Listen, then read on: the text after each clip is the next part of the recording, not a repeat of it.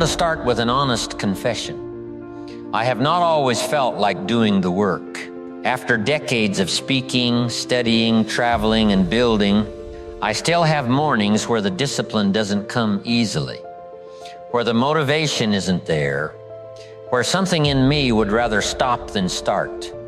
I tell you that not to discourage you, but to free you.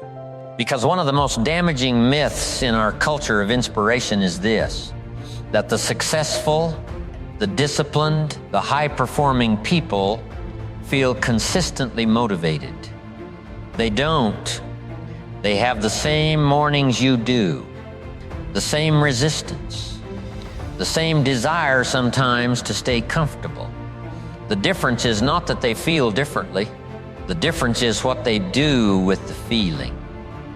Let me give you a picture of motivation that I think is more accurate than what most people carry. Motivation is a guest, not a resident. It arrives with enthusiasm, it energizes the room, it makes everything feel possible. But guests leave. And if your productivity is dependent on motivation staying, you will find yourself inconsistent, erratic, starting things with great energy and finishing them inconsistently. Discipline, on the other hand, is the resident.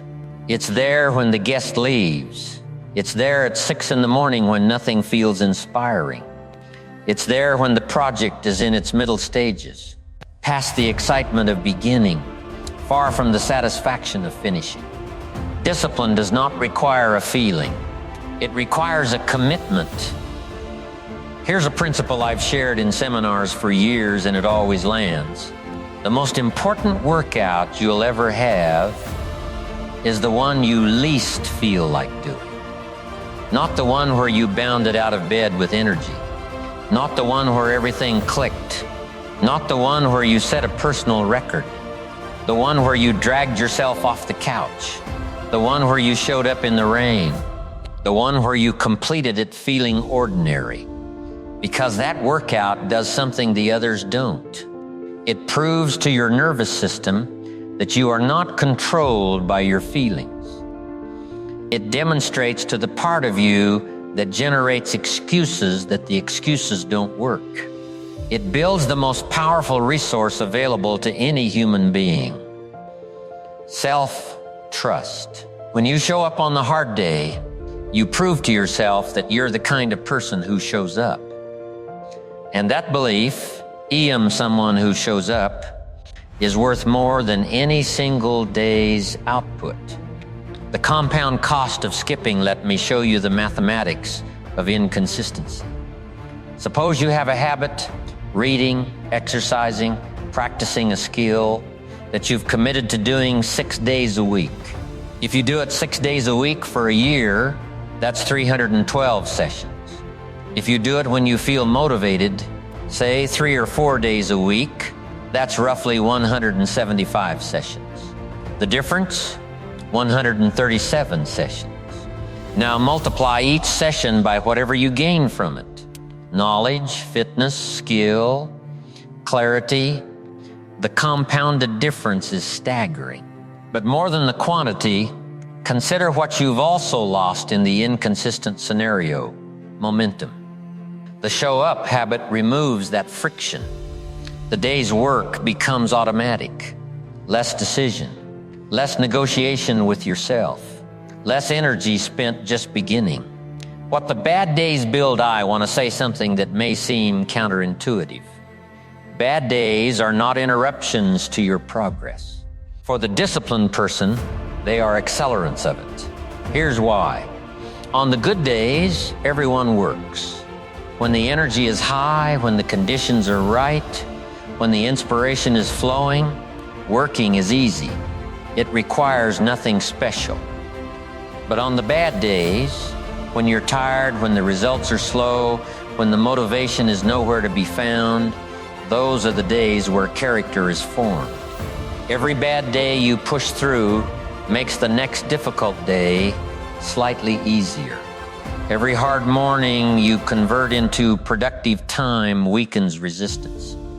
Every I didn't feel like it but I did it anyway, is a deposit in your character account. And character, my friends, is what sustains a life of achievement when talent and luck have reached their limits. The system over the feeling here is the practical wisdom I want to leave you with. Stop depending on feeling like it. Instead, build a system, a structure, a ritual that removes as much as possible the need for a decision to be made each day. If the decision is made in advance, I exercise at 6 a.m., Monday through Saturday, non-negotiable. Then there is no negotiation on Wednesday when it's dark and cold and you didn't sleep well. The decision was already made. The system doesn't care about your mood. Professional writers don't wait to feel inspired. They sit at the desk at the same time every morning because that's when they write. Period. Professional athletes don't decide each morning whether they feel like training. They train because that's what professionals do, and they've already decided they're professionals. Make that decision about your most important work, not based on how you'll feel about it, based on who you've committed to becoming. The identity shift, there's one more thing I want to offer you, and I believe it's the deepest piece of this. Ultimately, showing up on the bad days becomes easier when it flows from your identity rather than your motivation. If you see yourself as someone who sometimes exercises when you feel like it, the bad day becomes a reasonable exception. But if your identity is, I am a person who takes care of my health every single day, then skipping feels like a violation of self. It's a subtle but transformative shift. Build the identity first. I am a person who reads every day. I am a person who does the work regardless of how I feel. I am a professional. Professionals show up. And then let the behavior follow from the identity. Because behavior driven by identity is far more consistent than behavior driven by motivation. Close the people you admire most, the ones who seem to have an unusual capacity for consistency.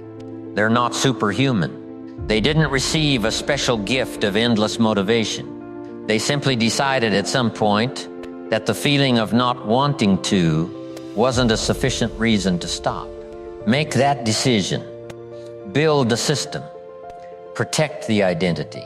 And show up, especially on the days you least feel like it.